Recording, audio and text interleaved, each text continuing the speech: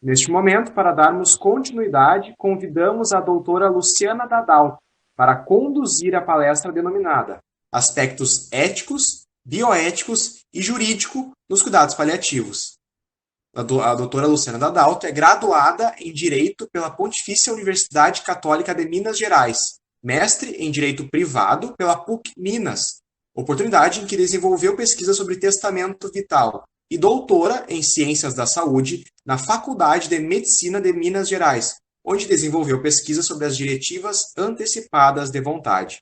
Sócia do escritório Luciana Dadalto, Sociedade de Advogados, no qual atua nas áreas de bioética, consultoria jurídica para profissionais e instituições de saúde, responsabilidade civil médica, odontológica e hospitalar. Coordenadora do Grupo de Estudos e Pesquisas em Bioética, o GEP-Bio, da Escola de Direito do Centro Universitário Newton Paiva. Membro da Comissão de Bioética e Biodireito do Instituto Brasileiro de Direito de Famílias. Coordenadora do Comitê de Bioética da Academia Nacional de Cuidados Paliativos. Então, neste momento, passo a palavra para a doutora Luciana Dadalto. Muito obrigado. Espera aí que fiz coisa errada aqui. Fui compartilhar, fechei minha tela. Boa tarde a todos. Queria agradecer muito a Silvana pelo convite.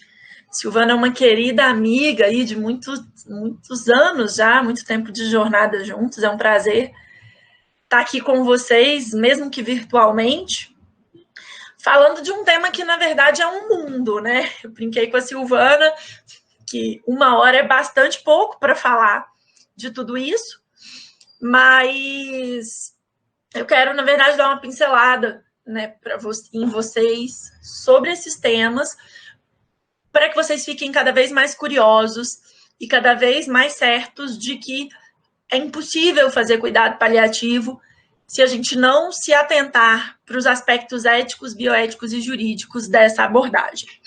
Então, para começar, eu queria começar com a Atul Gawande, que no livro Mortais, que eu particularmente considero ser o melhor livro que a gente tem publicado no mundo sobre as discussões afetas à finitude. Mortais começa com Gawande dizendo para a gente que ele aprendeu muita coisa na faculdade de medicina, mas a mortalidade não foi uma delas. E é muito fácil a gente tirar a medicina e colocar a enfermagem, ou a psicologia, a nutrição, enfim, todas as áreas aí da saúde, porque ensina-se muito pouco para os profissionais de saúde que os pacientes morrem. A morte ainda é um tema reservado para poucas discussões nas faculdades de saúde. Na verdade, em todas as formações, né? A minha formação de base é no direito, morte no direito, ele não é um tema. Então, quando o Gawande vai dizer que ele, médico, um dos médicos mais respeitados dos Estados Unidos, aprendeu muito, mas não aprendeu nada sobre morte, ele está dizendo para a gente que se o profissional de saúde não é ensinado que o paciente morre, que a mortalidade do paciente, ou que a mortalidade do ser humano é algo natural, esse profissional vai procurar subterfúgios para evitar a morte do paciente, porque, afinal de contas, a morte vai parecer para essa pessoa que não foi ensinada que a morte é algo natural, ela vai parecer algo absolutamente problemático e que, portanto, precisa ser combatido. E aí, Marco Bobbio, um dos precursores do movimento Slow Medicine, diz para gente que hoje, na contemporaneidade, a medicina pode resolver todo e qualquer sofrimento e prolongar a vida além de qualquer expectativa. Eu costumo dizer que a soma da frase do Gawande com a frase do Bobbio é a realidade que a gente vivencia hoje. Se os profissionais de saúde não aprenderam que os pacientes morrem, e se nós temos aparato tecnológico para prolongar a vida além de qualquer expectativa, nós temos o encontro perfeito para a distanásia. Nós temos o encontro perfeito para as práticas que não reconhecem que a morte faz parte da vida e que pode sim ser correto deixar um paciente chegar até o final da vida dele da forma mais natural possível. E aí, dentro desse contexto, eu preciso fazer uma pergunta para vocês, que é uma pergunta bastante incômoda. Quando a gente fala da vida, né, a gente fala, olha, o paciente tem o direito à vida, qualquer pessoa tem o direito à vida. A vida, ela é um direito e, portanto, pertence a cada um de nós, e nós vamos, eventualmente, poder abrir mão dela quando quisermos, ou a vida é um dever? Porque se a gente reconhece que o profissional de saúde deve fazer tudo para evitar que o paciente morra, nós, na verdade, estamos tratando a vida como um dever. E nós estamos olhando para a vida sobre um prisma que Hans Potter, pai da bioética contemporânea, que escreveu lá na década de 70 o livro Ponte para o Futuro, para dizer que a bioética é essa ponte que nos ajuda a trilhar o caminho para o futuro. O Hans Potter vai dizer o seguinte: esse apego que a gente tem na bioética clínica à vida, ele vem da ideia de que a vida é sagrada. E ele vem da ideia de que se a vida é sagrada, ela pertence a uma divindade. E em pertencendo a uma divindade, a gente foca muito mais na vida que é biológica e que, portanto, cabe àquela divindade saber quando está na hora do coração parar de bater e quando está na hora das funções encefálicas deixarem de estar ativas. E com isso a gente deixa de focar na vida biográfica. A gente esquece que talvez a vida que vale a pena ser vivida é aquela em que cada um de nós possa efetivamente exercer a sua própria biografia. E aí, nesse sentido, se a gente olhar para a vida como uma vida biográfica, possa até fazer sentido que a gente diga que a vida é um dever. Porque a gente pode concluir que é um dever de cada um de nós viver para contar a nossa própria história. Viver da forma como faz sentido para a gente continuar vivendo. E aí, nesse contexto, a gente chega num conceito que no Brasil é muito comum e é cotidianamente atrelado ao conceito de cuidado paliativo, que é o conceito de morte digna. Pensem aí, quantos de vocês já ouviram alguém dizer que o cuidado paliativo garante uma morte digna para um paciente?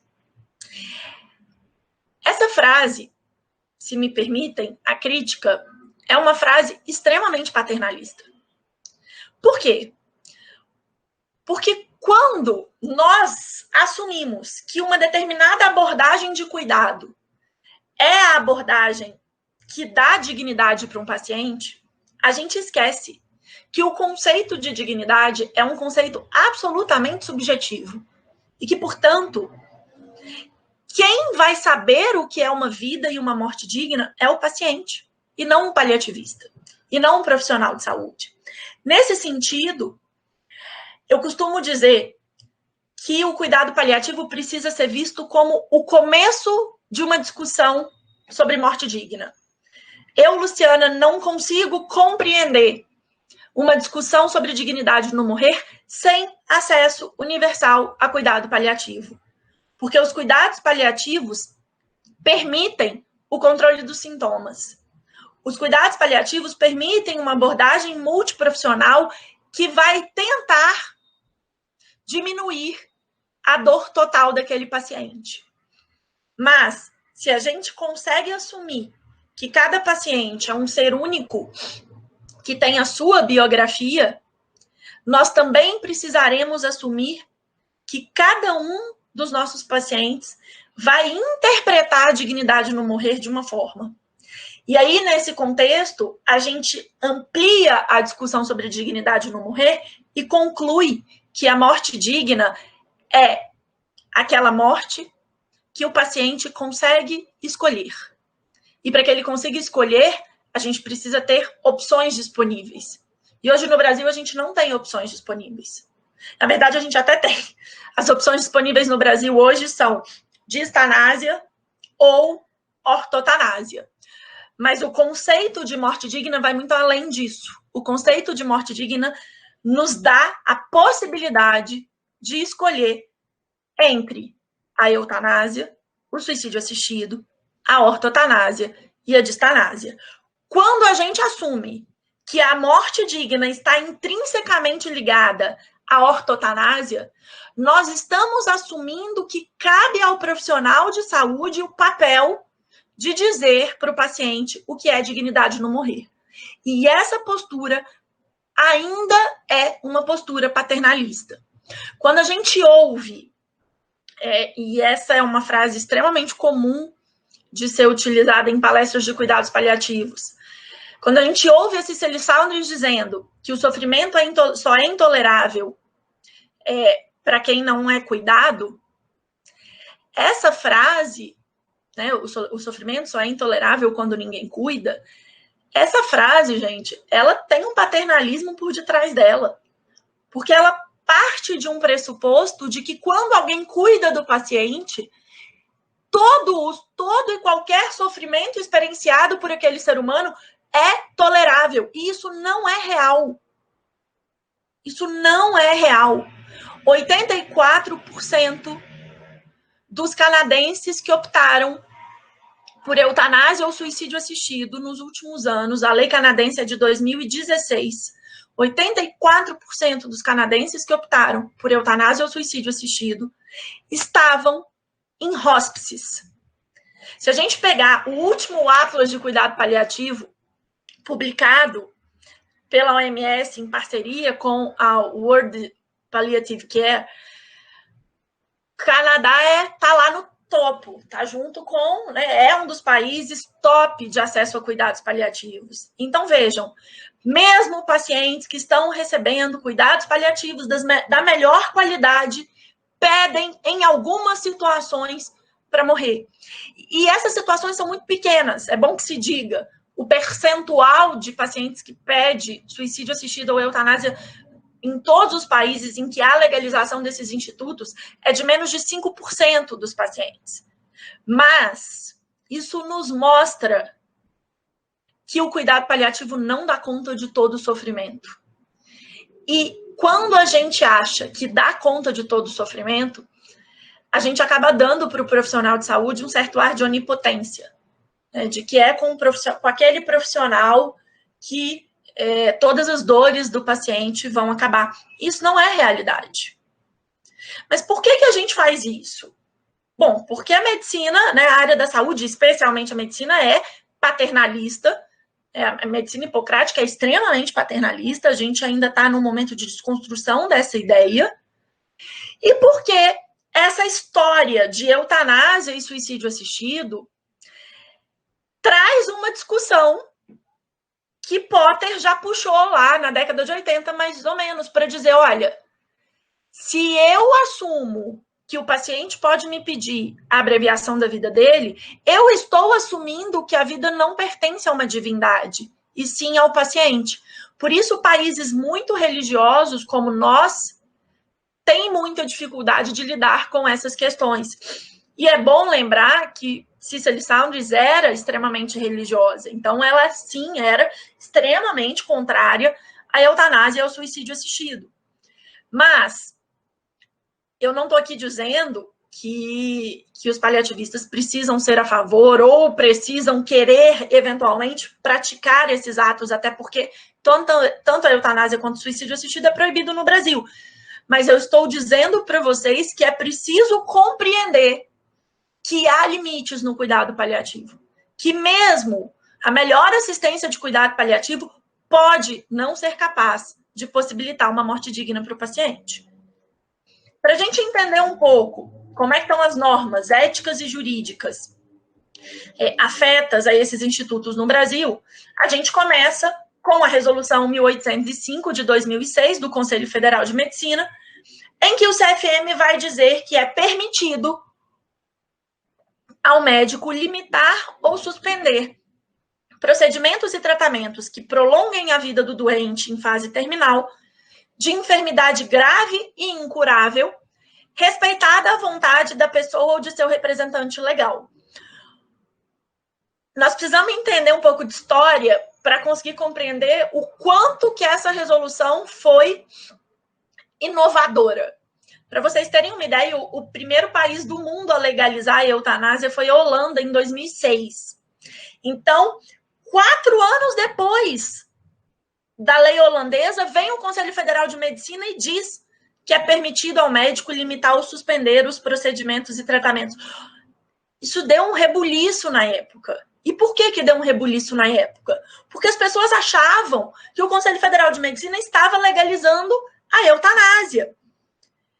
E essa resolução foi objeto de judicialização, inclusive com uma liminar que suspendeu a validade da resolução 1805, entendendo que sim, teoricamente, essa resolução seria uma resolução sobre eutanásia.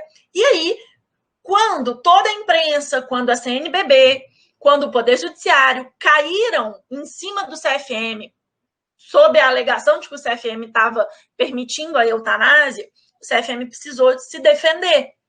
E ele dizia, não é eutanásia, não tem nada a ver com a eutanásia, isso que está escrito aqui no artigo 1º. E as pessoas perguntavam, mas então é o quê? Se não é eutanásia, o que é? E aí, os bioeticistas que estavam por detrás dessa resolução, o padre Léo Pessini e o professor Zé Eduardo Siqueira, foram atrás de um conceito criado na Espanha, na década de 1970, para diferenciar a eutanásia desses procedimentos que permitem a morte natural do paciente, e encontraram a nomenclatura ortotanásia.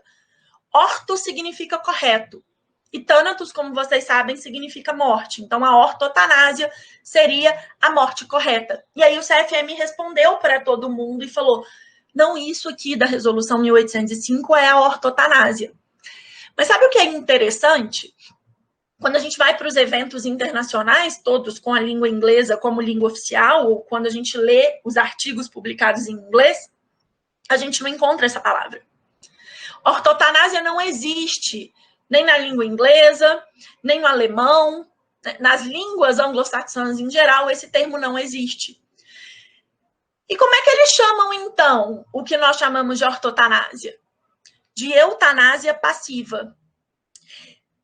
E aí todo mundo fica desorientado, né? Porque fala, não, mas isso aqui que a gente faz não é eutanásia. É eutanásia. Só que é uma eutanásia passiva, que é a ideia de eu não ajo para matar o paciente, mas eu me omito de utilizar abordagens que prolonguem a vida dele. Isso é ortotanásia, mas também é eutanásia passiva, tudo isso é sinônimo. Nós não conseguimos compreender isso no Brasil ainda por conta dessa ojeriza social que a gente tem em torno do termo eutanásia. Porque se eu digo para um paliativista que o que ele faz é eutanásia, ele fala, pelo amor de Deus, de jeito nenhum, eu não quero ser preso. Mas, se a gente conversa com um paliativista lá no Reino Unido e fala, isso que você faz é eutanásia passiva, ele vai te dizer, sim, é isso mesmo, e tá tudo bem. O peso da palavra quem dá somos nós, não é a prática. Parágrafo 1º. O médico tem a obrigação de esclarecer o doente ou a seu representante legal as modalidades terapêuticas adequadas para cada situação. A referida decisão deve ser fundamentada e registrada no prontuário. O parágrafo 3º diz que o doente ou o representante legal tem o direito de solicitar uma segunda opinião médica. Isso hoje é muito tranquilo para a gente, né? Mas na época não era. O doente continuará a receber todos os cuidados necessários para aliviar os sintomas que levam ao sofrimento, assegurada assistência integral, o conforto físico, psíquico, social e espiritual, inclusive assegurando-lhe o direito à alta hospitalar. Eu conheço algumas das pessoas que estavam por detrás da escrita dessa resolução e algumas delas que ainda estão vivas. dizem, poxa, a gente fez uma bobagem, a gente podia ter usado essa resolução para já trazer o termo cuidado paliativo aqui no artigo 2º, mas a gente ficou com muito medo, tinha muito receio de como as pessoas iam encarar a resolução, então nós optamos por não incluir o termo cuidado paliativo. O termo cuidado paliativo aparece nas normas éticas do Conselho Federal de Medicina apenas no Código de Ética de 2009. Essa resolução ela ainda dá um grande problema de interpretação, porque tem muita gente que acha que fazer cuidado paliativo é só limitar ou suspender procedimentos e tratamentos que prolonguem a vida do doente em fase terminal. Tem gente que acha que cuidado paliativo é exatamente o que está previsto no artigo 1º. E nós sabemos que não é. Nós sabemos que sim, o cuidado paliativo em algumas vezes vai limitar e vai suspender procedimentos, mas ele é muito além do que a limitação ou suspensão de procedimentos. E isso a gente precisa conseguir compreender, né? A gente precisa compreender que o cuidado paliativo é uma gama de cuidados cujo objetivo é alívio de sintoma, e pode ser que esse cuidado signifique ou venha a desaguar numa limitação ou numa suspensão de procedimentos e tratamentos que prolonguem a vida. E se nós chegarmos ao ponto de precisarmos dessa limitação ou dessa suspensão, tá tudo bem, porque isso não é crime. Eu não estou matando o paciente quando eu suspendo um procedimento. Mas hoje no Brasil a gente tem, na discussão da extubação paliativa, talvez o melhor exemplo do quanto que a suspensão de procedimentos que prolongam a vida ainda é complexo. Porque tem muito profissional no Brasil que ainda acha que extubação paliativa é eutanásia. Essa resolução, ela entrou em vigor supostamente quando ela foi publicada em 2006.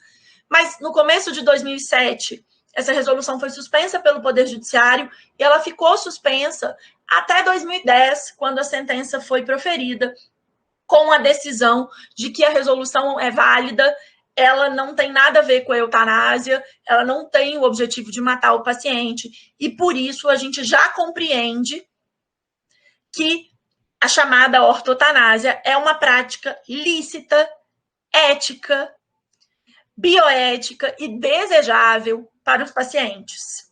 Vejam, a sentença, um pedaço da sentença da ação que julgou essa resolução. A nosso ver, aliás, em conformidade com a ideia assim exposta, a edição da Resolução 1805 de 2006 não determinou modificação significativa no dia a dia dos médicos que lidam com pacientes terminais, não gerando, portanto, os efeitos danosos propugnados pela inicial. Vou traduzir, né, para vocês.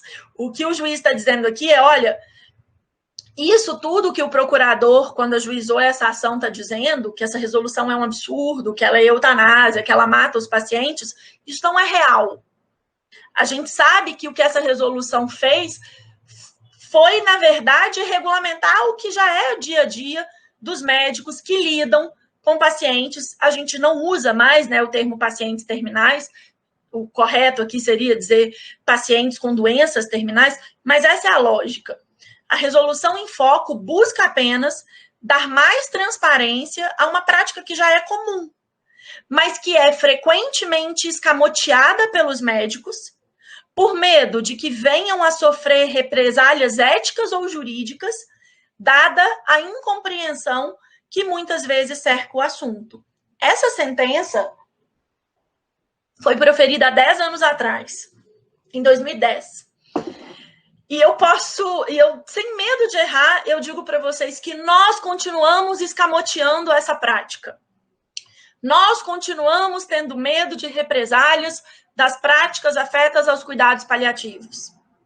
Porque a gente ainda vive numa sociedade que acha que o certo ou que a forma de cuidar de uma pessoa que está morrendo é obstinar terapêutica.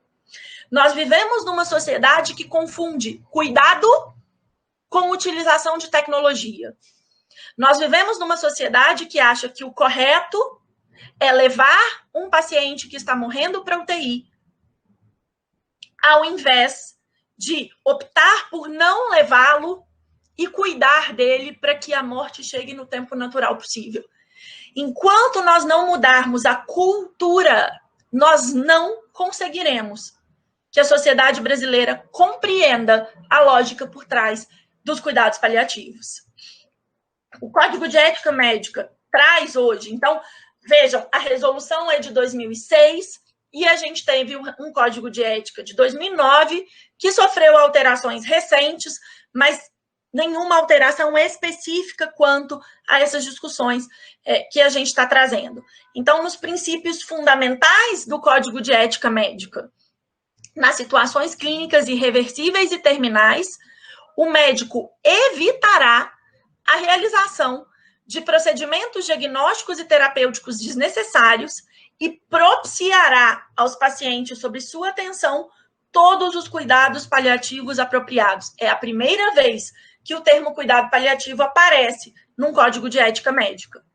Capítulo 5º, que fala da relação com pacientes e familiares. Todo mundo conhece o artigo 41, né? Esse artigo é bastante conhecido. É vedado ao médico, é proibido ao médico abreviar a vida do paciente, ainda que a pedido deste ou de seu representante legal. Aqui nós temos uma vedação da eutanásia.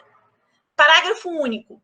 Nos casos de doença incurável e terminal, deve o médico oferecer todos os cuidados paliativos disponíveis. Vejam o verbo.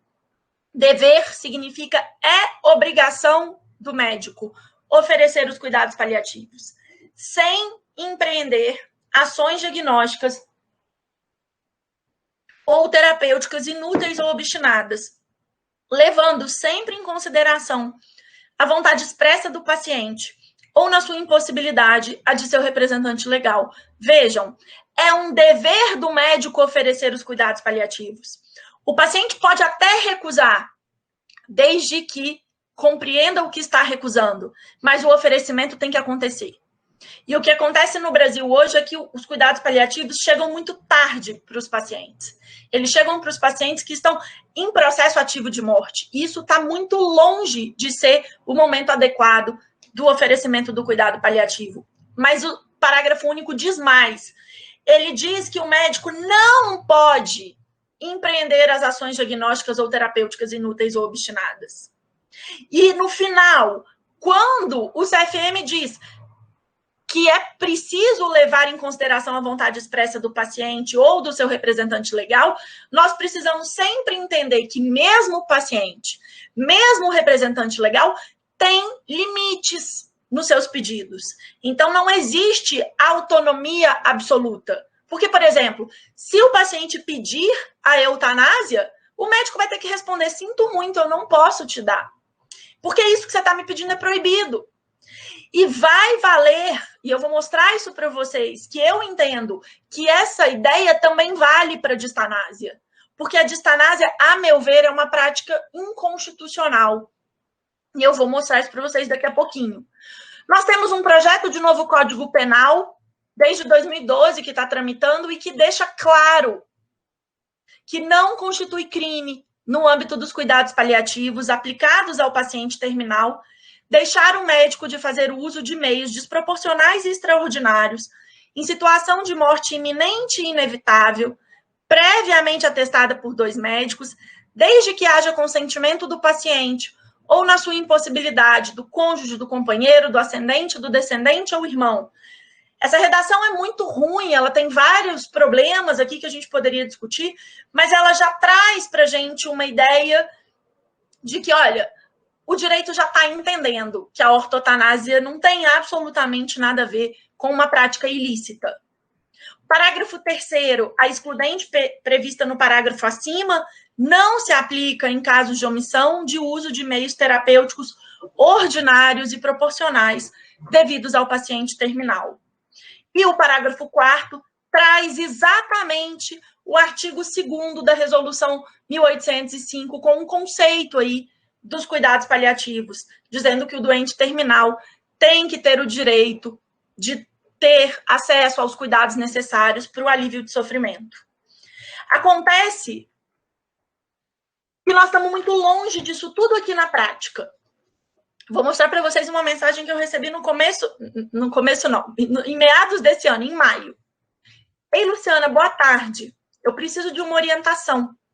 Foi solicitado um parecer de cuidado paliativo para um paciente que internou com Covid e já tinha diagnóstico prévio de Parkinson e insuficiência cardíaca. Chamamos a família, tentamos a abordagem, mas o filho, em franco sofrimento, não compreendeu. No dia seguinte, ontem, veio ao hospital com a TV e ela já estava entubada na UTI. Hoje está morrendo. A família acionou o Ministério Público e a médica está temerosa do processo. Há registro no prontuário da indicação de cuidados paliativos, porém, ausência de compartilhamento da decisão com o familiar. Volto a dizer, gente, se nós não resolvermos o problema da educação, se nós não focarmos as nossas forças na educação para cuidados paliativos, nós não vamos conseguir resolver o problema. Porque o que está errado aqui? Eu tinha um paciente que já tinha Parkinson e insuficiência cardíaca. Esse paciente já deveria ser acompanhado por uma equipe de cuidados paliativos. Agora, quando ele tem Covid, quando ele é internado com Covid, numa situação aguda, no meio de uma pandemia que está todo mundo desorientado, chama uma equipe de cuidado paliativo e quer fazer esse filho, que ninguém possivelmente nunca tinha falado para ele que o pai tinha uma doença e que estava caminhando para o fim de vida. E aí, por conta do Covid, a gente quer fazer esse filho compreender isso, realmente vai ser complicado. Então, nós precisamos mudar a nossa prática, porque a teoria, de alguma forma, está bem organizada.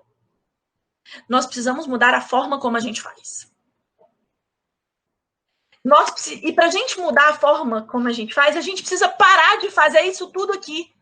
A gente precisa parar de encher esse carrinho com esse tanto de suporte artificial e de indicar UTI sem necessidade, e de mandar paciente fazer diálise sem necessidade, e de encher ele de antibiótico, de químio, de rádio, de droga vasoativa, de mandar para ventilação mecânica, de não diminuir o marca-passo, de realizar reanimações cardiopulmonares em situações absurdas e de passar a sonda de nutrição e hidratação artificial quando o paciente que já tem uma doença terminal, que já está em fim de vida, para de comer naturalmente. Essa é a prática que a gente precisa mudar. Nós precisamos esvaziar esse carrinho. Porque se a gente continuar com esse carrinho cheio, nós vamos continuar longe de oferecer bons cuidados paliativos para os nossos pacientes. E aí, a gente precisa lembrar que dentro da bioética clínica existem princípios bioéticos, e os princípios bioéticos são a beneficência, nós precisamos fazer o bem para o paciente. Mas esse bem é um lado de uma moeda cujo outro lado é a não maleficência. Se esse bem for pequeno, mas o mal for maior, eu não posso fazer. Primo non nocere. Princípio hipocrático, primeiro não faça o mal. E quão mal nós estamos fazendo para os nossos pacientes, enchendo esses carrinhos do suporte artificial de vida. Na outra moeda dos princípios bioéticos, nós temos a autonomia. Eu preciso saber o que o paciente quer. Mas essa moeda, que uma face é a autonomia, a outra face é a justiça, que vai dizer, paciente querido, você não pode querer tudo. Especialmente quando o que você quer fere o direito da coletividade. E aqui nós estamos diante da discussão sobre a autonomia na distanásia. Será que um paciente em fim de vida teria o direito de me pedir aquele leito que ele não tem indicação? Se a gente fizesse uma análise exclusiva do princípio bioético da autonomia, a resposta seria sim. O paciente tem direito, se ele quer, se ele está devidamente orientado, se ele está devidamente informado, ele teria esse direito. Mas o princípio da justiça está aqui para dizer, pode parar. O paciente não pode pedir tudo. E o limite da vontade do paciente é o interesse coletivo. Recursos são escassos. Leito de UTI é recurso escasso. antes da Covid já era. Ventilação mecânica é recurso escasso, antes da Covid já era. Sonda é recurso escasso e sempre foi. Então, o paciente não pode me pedir para usar um recurso escasso que deveria estar disponível para alguém que se beneficiaria desse recurso, simplesmente porque ele, paciente, quer. E mais, no Brasil, quando a gente tem um sistema de saúde que é público, quando um paciente está pedindo a distanásia, ele está usando dinheiro público, dinheiro de cada um de nós, para algo que não beneficia nem ele, nem a coletividade. E aí vocês vão falar, Luciana, eu não estou preocupada com isso, porque eu não uso o Sistema Único de Saúde. Eu tenho plano de saúde, eu pago meu plano todo mês exatamente para o dia que eu precisar, eu poder pedir o que eu quero. Medicina, saúde, gente, não é um bem de consumo. Saúde não é um bem que a gente pega na prateleira do supermercado. Para a gente dizer, eu quero. Não é restaurante, não é o espoleto que a gente marca o xizinho em quais ingredientes que a gente quer. Mesmo na saúde suplementar, o dinheiro que a gente usa sai de um bem que é coletivo. Então, nós precisamos compreender que nenhum desses princípios bioéticos, ele é absoluto. Todos eles têm possibilidades, todos eles têm limitações, e nós precisamos conhecer essas limitações. O outro lado da história da ortotanásia, se a ortotanásia é essa morte no tempo certo, é a distanásia. A distanásia é a luta que a gente trava contra a morte. A distanásia é a prática de saúde que reverbera a ansiedade social, o desejo social de não morrer. Então, quando a gente pensa especificamente na distanásia, nós temos o Código de Ética Médica que traz vários artigos que nos possibilita compreender que a distanásia é proibida também. Primeiro, artigo 25. É vedado ao médico deixar de denunciar prática de tortura ou de procedimentos degradantes, desumanos ou cruéis, praticá-las, bem como ser conveniente com quem as realize ou forneça meios, instrumentos, substâncias ou conhecimentos que facilitem. Distanásia já é compreendido pela literatura mundial como uma prática de tortura, como um procedimento desumano. E existe uma vedação clara no Código de Ética Médica para que o médico pratique tortura e procedimentos degradantes. O artigo 32 diz: é vedado ao médico deixar de usar todos os meios disponíveis de promoção de saúde e de prevenção, diagnóstico e tratamento de doenças cientificamente reconhecidos e a seu alcance em favor do paciente. Se eu tenho meios disponíveis, mas esses meios não são favoráveis ao paciente, eu não posso usar, porque é contra o Código de Ética Médica. O artigo 34 veda que o médico deixe de informar o diagnóstico, o prognóstico, os riscos e os objetivos do tratamento. E quantas vezes nós vivenciamos a situação de que não se conta para o paciente o real estado em que o paciente está ou a real gravidade daquela doença. E se eu não conto a real gravidade, eu vou acabar tendo um paciente que quer fazer tudo, porque ele tem esperanças irreais. Artigo 35, é vedado, é proibido ao médico exagerar a gravidade do diagnóstico ou do prognóstico, complicar a terapêutica ou exceder-se no número de visitas, consultas ou quaisquer outros procedimentos médicos. O excesso é vedado. E como a gente já viu, o artigo 41 fala que o médico não pode fazer ações diagnósticas ou terapêuticas inúteis ou obstinadas. Então, tudo isso, no âmbito da deontologia, tudo isso está aqui para dizer para a gente, a distanásia é errado, é errado do ponto de vista ético, é errado do ponto de vista bioético. E aí a pergunta é, ela é errada do ponto de vista jurídico? E vejam, a Constituição Federal proíbe a tortura e o tratamento desumano ou degradante.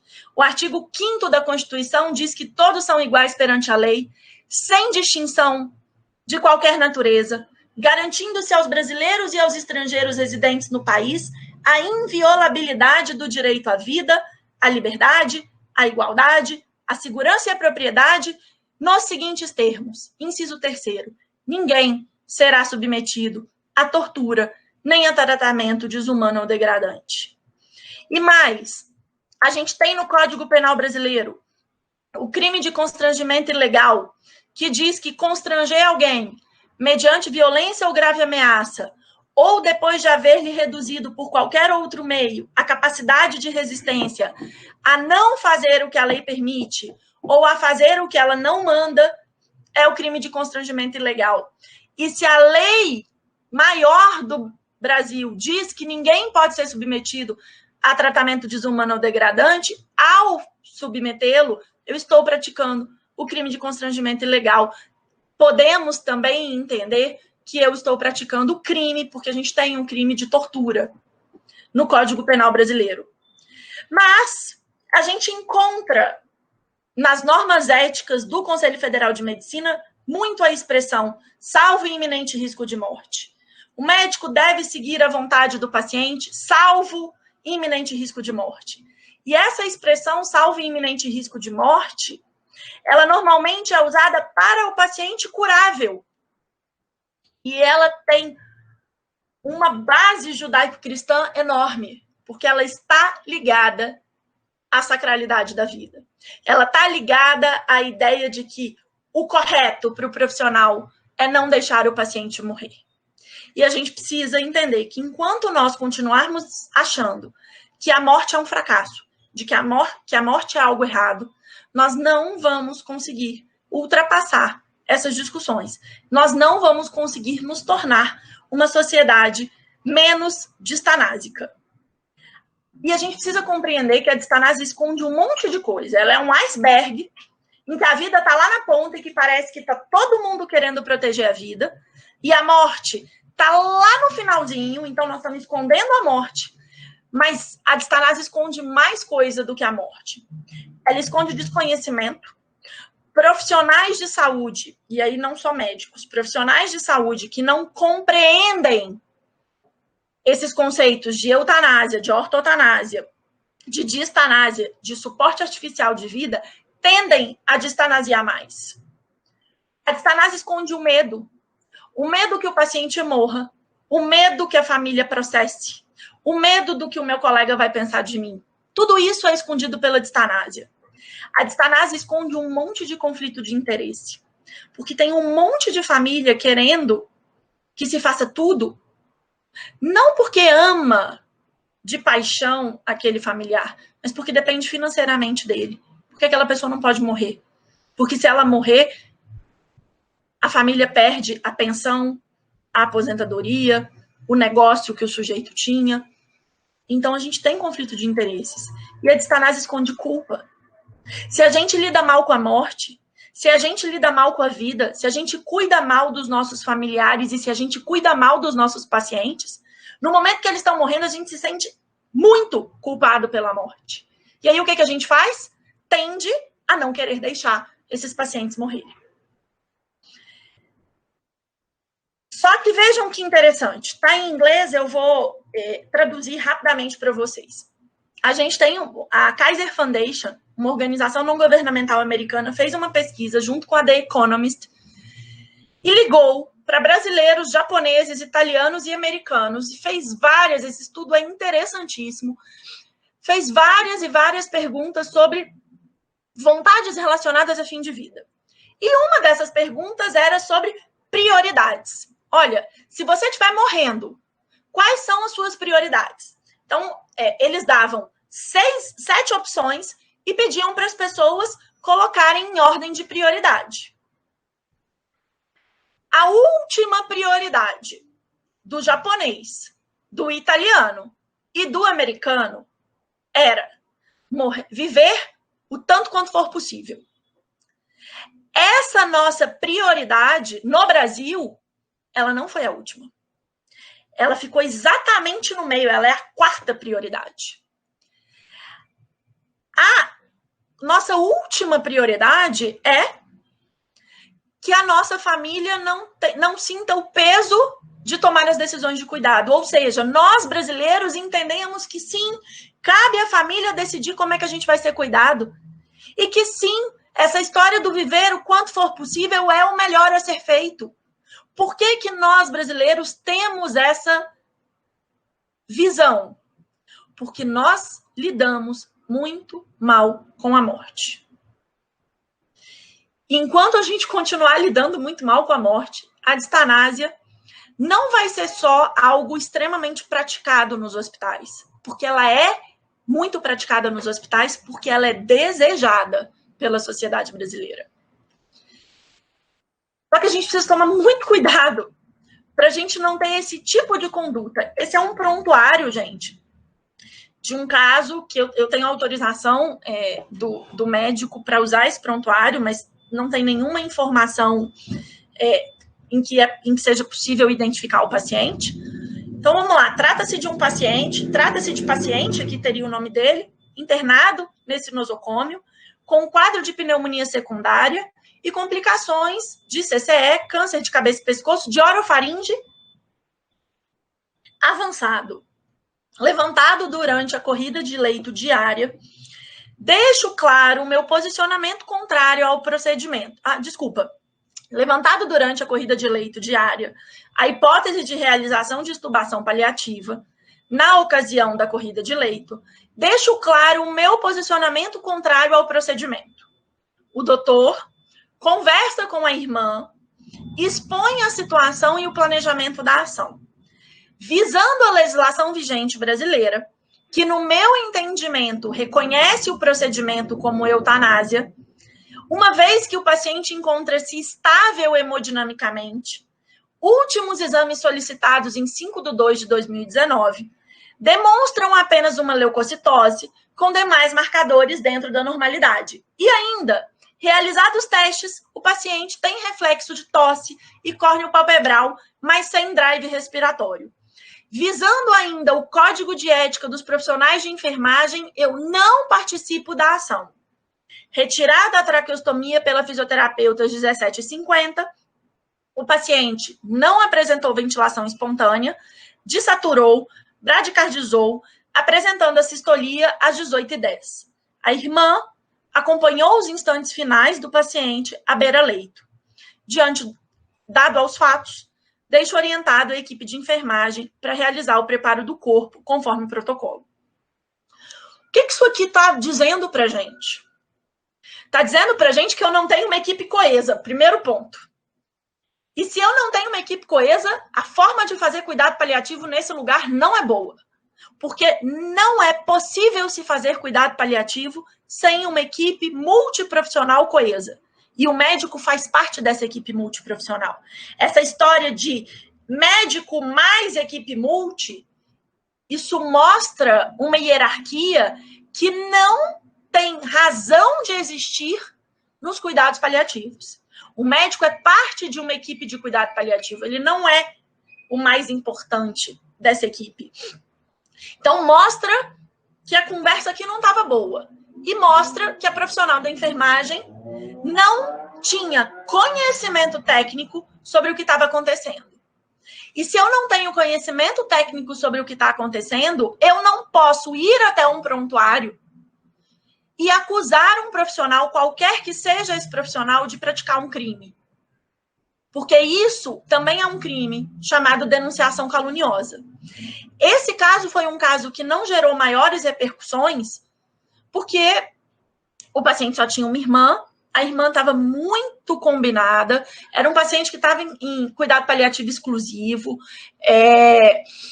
então as coisas estavam muito bem organizadas, tinha plano de cuidado desenhado, estava tudo bem, mas podia ter dado muito errado. E se esse caso tivesse dado muito errado, certamente esse médico teria sido preso, até que alguém conseguisse dizer e convencer a polícia e o juiz de que extubação paliativa não é eutanásia.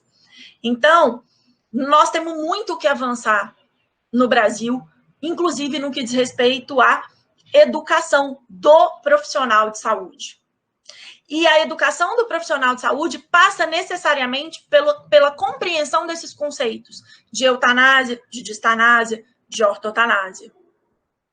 Mas, como nem tudo na vida são flores, ou, como diz uma grande amiga minha, debaixo do poço, no fundo do poço tem um alçapão, a gente ainda tem um parecer do Conselho Regional de Medicina desse ano, antes da pandemia, em que os conselheiros, o conselheiro entendeu que a extubação paliativa não é uma prática prudente, nem recomendável, nem ética, até que o tema seja disciplinado por normas específicas. A Associação Nacional de Cuidados Paliativos já se manifestou sobre esse parecer, deixando evidente, inclusive na literatura, que extubação paliativa não é eutanásia, e é muito interessante, nos países em que a eutanásia é legalizada, a extubação paliativa não é um ato de eutanásia, não é uma forma de se praticar a eutanásia. Nós estamos vivendo no Brasil um momento de retrocesso, um momento de conservadorismo, um momento de imposição de valores religiosos para uma sociedade laica, e nós precisamos sempre nos insurgir quanto a isso, porque senão nós vamos voltar para o pouco de avanço que a gente fez nessas últimas 2 décadas. Quando a gente fala, então, e aí eu estou terminando, quando a gente fala sobre eutanásia e sobre o suicídio assistido, nós precisamos entender que essas 2 práticas, apesar de serem proibidas no Brasil, também são entendidas como práticas afetas à morte digna.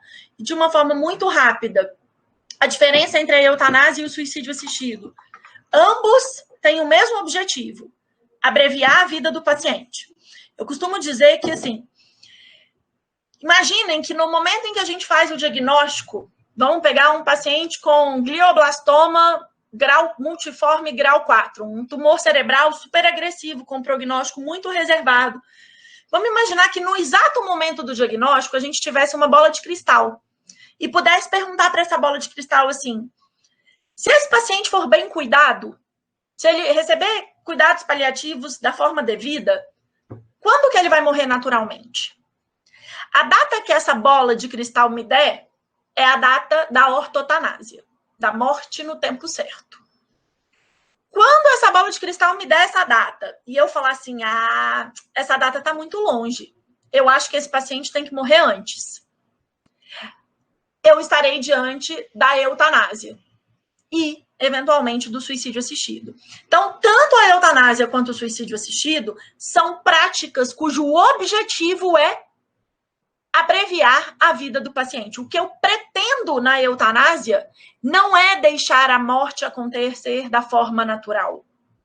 O que eu pretendo na eutanásia é efetivamente que o paciente morra. Na eutanásia, o paciente vai morrer por uma prática ativa de um profissional de saúde que vai efetivamente praticar um ato para matar o paciente.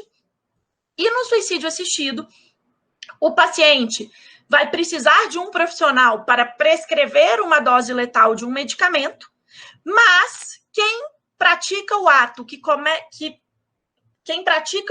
deságua na morte é o próprio paciente. Por isso é um suicídio, porque é o próprio paciente que pratica o ato que causa a morte. E esse termo assistido não é de alguém estar ali assistindo à morte, mas esse termo assistido vem de assistência. Ele é um suicídio que teve apoio, que teve auxílio de uma pessoa que se compadece pela dor do paciente e prescreve uma dose letal de um medicamento. Então, para a gente terminar, eu proponho que vocês repensem junto comigo a dignidade no morrer. O conceito de morte digna não é um conceito que cabe numa caixinha. Ele não é um conceito que pode ser resumido a cuidado paliativo, porque quem diz pra gente que determinada morte é ou não é digna é o paciente. e não nós, profissionais de saúde, juristas, sociedade. Cuidados paliativos e eutanásia não são conceitos excludentes. Eles são conceitos complementares. E ambos visam o mesmo objetivo, garantir a dignidade no morrer do paciente. E por que no Brasil a gente tem tanta ojeriza à eutanásia, mas a gente tolera a distanásia? Por que a gente tolera que a bola de cristal... Vamos voltar lá para a minha bola de cristal. Por que a gente tolera que a gente brigue com a bola de cristal e diga assim, não, o paciente não vai morrer nesse dia aí, não. Eu vou brigar com você, bola de cristal, e vou prolongar a vida desse paciente mais 10 anos. Porque eu vou praticar a distanásia. Tanto a eutanásia quanto a distanásia são brigas contra a naturalidade da morte. Por que pra gente a eutanásia é tão absurda e a distanásia não é? Isso tem a ver com cultura. E a gente precisa entender que talvez esteja na hora da gente pensar em mudar a nossa cultura. Por quê? Essa paliativista inglesa, esse é um dos livros mais incômodos sobre cuidados paliativos que eu já li, não está traduzido para o português. Então, é uma restrição aí para que a gente leia. Mas, enfim, a Seamus O'Malley, que é uma paliativista inglesa, ela vai dizer: como nós morremos é reflexo do modo como vivemos. E eu acredito que os cuidados paliativos têm um alvo errado: a boa morte. Eu termino com Mandela, dizendo pra gente que depois que a gente consegue subir uma grande montanha, a gente só descobre que ainda existem montanhas mais altas para subir. Nós já subimos uma montanha no Brasil, mas tem muitas e muitas e muitas montanhas para que a gente ainda suba e consiga efetivamente garantir os cuidados paliativos como um direito universal de todos os pacientes. Mas mais do que isso, para que a gente consiga que os pacientes morram dignamente. Muito obrigada pelo convite. Deixo aí para vocês alguns dos meus livros, inclusive nesse último livro que a foto está desatualizada, porque a foto está da primeira edição, a gente já está na segunda edição, na segunda reimpressão da segunda edição. A professora Silvana Kogo escreveu um artigo a meu pedido. E deixo aqui os meus contatos. Eu sei que o nosso tempo vai ser curto aí de debate, mas se quiserem mandar dúvidas, trocarem ideias, podem me chamar no direct do Instagram, no perfil Luciana Dadal. Muito obrigada.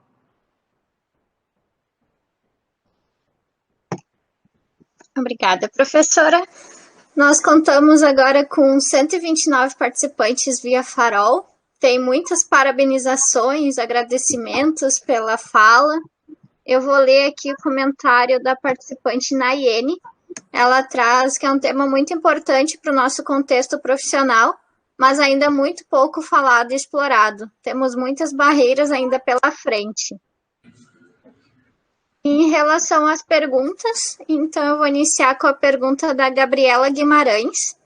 Ela pergunta: Luciana, boa tarde. Pensando no direito da saúde, pode um paciente ou família entrar com um processo contra a instituição privada ou não, que não permitir o direito desse paciente de escolha do seu tratamento? É comum isso? Eu não entendi. Pode uma família entrar ou um paciente pedir para quê? Eu não consegui compreender. A família ou o paciente entrar com processo contra a instituição por não dar o direito do paciente escolher o seu tratamento. Bom, primeira coisa é assim, o direito de ação no Brasil, que é o direito de ir até o Poder Judiciário, é um direito constitucional. Então, qualquer pessoa pode ir ajuizar uma ação pedindo qualquer coisa. A dúvida, ou o que a gente precisa pensar é: tem fundamento esse pedido? E eu entendo que este pedido especificamente tem fundamento. Então, eu entendo que isso é possível. Mas eu desconheço ações judiciais nesse sentido no Brasil. José Eiroz colocou: boa tarde, professora Luciana. Excelente palestra e grato pelas suas lutas pelos cuidados paliativos.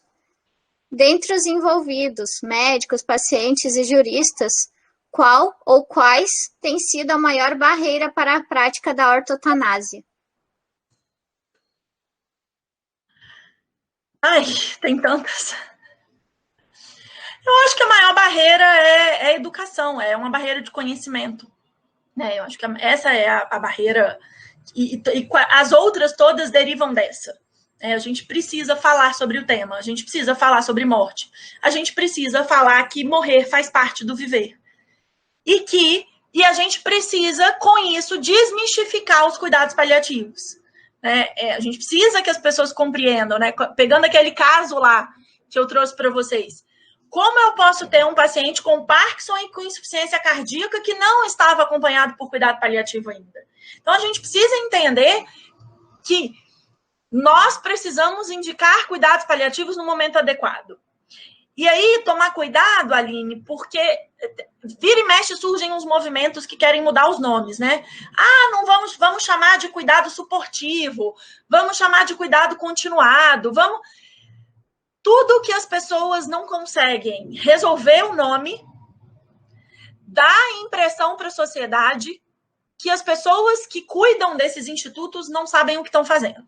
Então, enquanto a gente continuar também batendo cabeça entre nós sobre como é que a gente vai chamar esse cuidado, a gente passa uma mensagem errada para a sociedade. Então, acho que a gente precisa melhorar a comunicação intra-equipe, né, o discurso entre quem faz cuidado paliativo, para que a gente consiga educar, fazer ações de educação com a sociedade e cobrar políticas públicas efetivas. E agora uma pergunta minha. Você vê a possibilidade do suicídio assistido tornar-se legal no Brasil? A gente vê isso em outros países, né? Mas tem alguma perspectiva? Acho que daqui a uns 200 anos. Não tem. Não tem nenhuma perspectiva. Acho que a gente não tem, nesse momento, sequer estrutura social para essa discussão. Né? A gente está num momento, como eu disse no final da minha palestra, a gente está num momento de retrocesso, a gente está num momento de muito conservadorismo. Nós somos um país muito religioso, e a discussão sobre o suicídio assistido e sobre a eutanásia, ela pressupõe uma discussão de autonomia. E nós não somos um país que tem autonomia como um valor, ponto. Né? Não é nem só autonomia para o fim de vida, é autonomia. Então, acho que a gente tem um longo caminho aí pela frente para discutir essas questões. Mas te digo outra coisa, Aline. Imagina que hoje aparecesse um projeto que buscasse legalizar o suicídio assistido no Brasil. Eu, Luciana, seria contra. E não contra porque eu sou contra o direito da pessoa a abreviar a própria vida, mas porque eu sou contra que um país que não tenha uma política pública efetiva de cuidado paliativo adote uma lei sobre as práticas de abreviação da vida. Por que isso? Porque, politicamente falando, é mais barato você matar um paciente do que você oferecer cuidado paliativo. Então, a gente tem que tomar muito cuidado com essa história, né, de, a eutanásia, vamos defender a liberdade, mas, para que uma pessoa possa exercer a sua liberdade, ela tem que ser tratada de forma digna. Eu comecei a minha palestra dizendo para vocês que, para mim, o cuidado paliativo é o começo da discussão sobre dignidade no morrer. Por que isso? Porque eu acho que, se um dia a gente deseja ter essas discussões sobre eutanásia e suicídio assistido, nós precisamos pavimentar o caminho. E para pavimentar o caminho, a gente precisa de ter política pública efetiva, acesso universal no Sistema Único de Saúde, no sistema de saúde particular, aos cuidados paliativos. Aí eu acho que depois que isso acontecer, a gente pode conversar sobre suicídio assistido e eutanásia. Para mim, essa conversa antes do cuidado paliativo universal se assemelha muito mais à mistanásia do que as discussões sobre liberdade no morrer. Obrigada, professora. Só para relatar, né, estamos com 133 participantes, continuamos recebendo muitas parabenizações aqui no comentário e encerraram as perguntas. Eu que agradeço o convite. Finalizamos. Então, em nome do GEPS, né, depois eu vou passar a palavra para a professora Elisabetta, a gente agradece imensamente a tua disponibilidade, Luciana, em compartilhar todos os conhecimentos. A gente ficaria uma tarde inteira aqui te escutando, porque é uma abordagem muito apropriada e nós, enquanto enfermeiros e profissionais da equipe multi, precisamos de aportes que muitas vezes acabam fazendo com que a gente barre nos nossos cuidados, nas nossas ações, justamente pelo desconhecimento, né? E certamente é o mundo, como tu disse, as discussões relacionadas às questões éticas, bioéticas, jurídicas, mas certamente você contribuiu muito com a nossa tarde e deu um apanhado geral para que possamos refletir diante dessas situações. E para que cada um tenha o compromisso também de agir no sentido de que os cuidados paliativos possam efetivamente serem ofertados de uma maneira qualificada, considerando todos esses aspectos, né? Porque não é meramente uma abordagem do cuidado paliativo, ele tem uma abrangência maior que precisamos atentar. Então, agradeço imensamente a tua disponibilidade de estar conosco nesta tarde. Eu que agradeço de novo ao convite. Enquanto líder do grupo GEPS, né, que está comemorando seus 25 anos, em nome de todos os membros, eu gostaria de agradecer imensamente, né, Luciana, o seu aceite do convite. Nós trabalhamos alguns conceitos dessas tuas colocações numa disciplina dentro do nosso curso, que é exercício de enfermagem B. Conheci muito o professor Léo Piscini, né? Conheço muito o Volney Garrafa, que eu acho que você conhece, nos congressos de bioética, e que sempre estão buscando, né, novas formas de auxílio, de cuidados às pessoas. E realmente o nosso país ainda deixa muito a desejar em vários aspectos. Então, em nome do grupo, eu quero fazer aqui, depois a gente vai te mandar, tu manda teu endereço, nós vamos te mandar uma medalha comemorativa, tá conseguindo ver? Tô. Medalha comemorativa aos 25 anos do nosso grupo, vamos te encaminhar juntamente, então, com o certificado do nosso grupo, tá? Você manda o endereço para a Silvana e a gente vai encaminhar no que terminar todo o nosso evento. Obrigada mais uma vez. Muito obrigada pelo carinho. O professor Léo Pessini, professora Elisabetta, foi da minha banca de doutorado. Um carinho muito grande. Inclusive, semana passada eu estava aqui montando a minha árvore de Natal e eu tenho um enfeite de Natal que ele me deu de presente na minha banca de doutorado. É uma pessoa a quem eu tenho muito carinho e é um dos precursores aí dessas discussões. Pena que ele faleceu, né? Mas ficou todos os aprendizados dele. Sim, perdemos o nosso maior bioeticista no ano passado. Exatamente. Assim, encerramos a 4ª tarde de palestras. Informamos que o check-out já está disponível em nosso chat e vai até às 19h30. Ressaltamos que a presença nas palestras de hoje só será confirmada através do check-out e da inscrição em nosso evento. Aproveitamos para relembrar que o evento retorna para o seu último dia na próxima sexta-feira, dia 27 de novembro, às 14 horas via Farol, com a palestra O Software Atlas T e a pesquisa, conduzida pela enfermeira professora doutora Denise Pires.